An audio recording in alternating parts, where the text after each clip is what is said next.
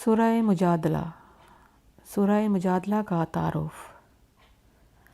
اس سورت میں 3 رکوع اور 22 آیات ہیں۔ سورہ مجادلہ کے مضامین۔ اس سورت کی ابتدا میں حضرت حولہ بنت سلبہ رضی اللہ تعالی عنہا کی زہار یعنی طلاق کا ایک طریقہ کے مسئلے میں ہونے والی بحث اور زہار سے متعلق چند احکام بیان کیے گئے۔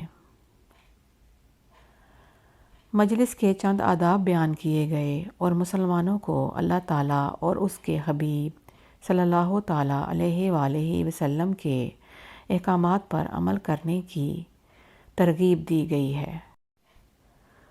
نیز علماء دین کی تعریف کی گئی اور ان کے مرتبہ و مقام کو واضح کیا گیا۔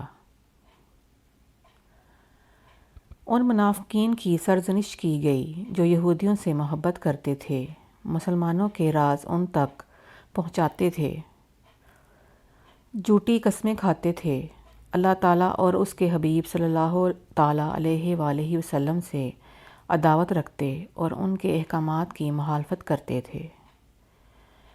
اس سورت کے آخر میں بیان کیا گیا کہ مسلمان کافروں سے محبت نہ رکھیں، اگرچہ وہ ان کے باپ، بیٹے، بھائی اور خاندان کے لوگ ہی کیوں نہ ہوں۔